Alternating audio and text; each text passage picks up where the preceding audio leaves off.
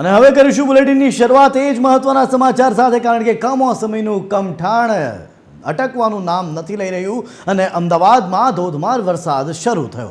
અમદાવાદ શહેરની વાત કરી રહ્યા છે કે જ્યાં અનેક વિસ્તારોમાં હાલ વરસાદી માહોલ છવાયો છે, જેના કારણે વાતાવરણમાં ઠંડક પ્રસરી ગઈ હતી। શહેરના બોપલ, વસ્ત્રાપુર અને બોડકદેવ જેવા વિસ્તારોમાં નોંધપાત્ર વરસાદ વરસ્યો।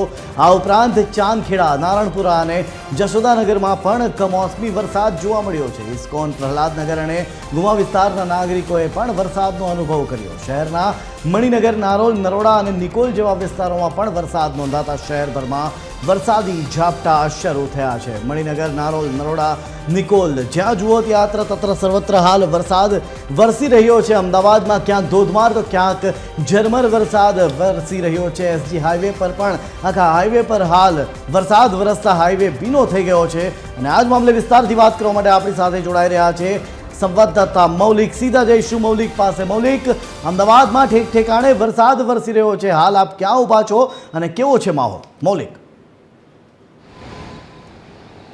જય, હું અત્યારે સોલા ભાગવતથી જે ગોતા તરફ જતો રસ્તો છે ત્યાં ઊભો છું અને અહીંયા પણ થોડીવાર પહેલાં વરસાદની તીવ્રતા છે તે વધારે હતી અને અત્યારે વરસાદની તીવ્રતા છે તે ઘટી છે। એટલે આમ સાંજ પડતાની સાથે અમદાવાદના અલગ અલગ વિસ્તાર છે ત્યાં વરસાદ છે તે જોવા મળ્યો હતો। તે પછી પૂર્વના વિસ્તાર હોય કે પશ્ચિમના વિસ્તાર, ખાસ પશ્ચિમના વિસ્તારની વાત કરીએ તો બોડકદેવ, ગોતા, સેટેલાઇટ સહિતના વિસ્તારમાં વરસાદી ઝાપટું છે 10થી 15 મિનિટ જેટલો વરસાદ છે તે જોવા મળ્યો હતો। સાથે જ પૂર્વના જશોદાનગર, સીટીએમ, નરોડા સહિતના વિસ્તારમાં પણ વરસાદી ઝાપટું છે તે જોવા મળ્યું હતું। જે રીતે હવામાન વિભાગ દ્વારા 3 તારીખ સુધીની વરસાદની આગાહી એટલે કે કમોસમી વરસાદની આગાહી છે રાજ્યમાં કરી હતી અને તેના જ ભાગરૂપે રાજ્યના અલગ અલગ વિસ્તારમાં વરસાદ વરસી રહ્યો છે। ત્યારે અમદાવાદમાં પણ આ બપોરે અસહ્ય ઉકળાટ બાદ સાંજ પડતાની સાથે અલગ અલગ વિસ્તારમાં વરસાદનું જોર છે તે જોવા મળ્યું હતું। હાલ વરસાદની તીવ્રતા છે તે ઘટી છે, પરંતુ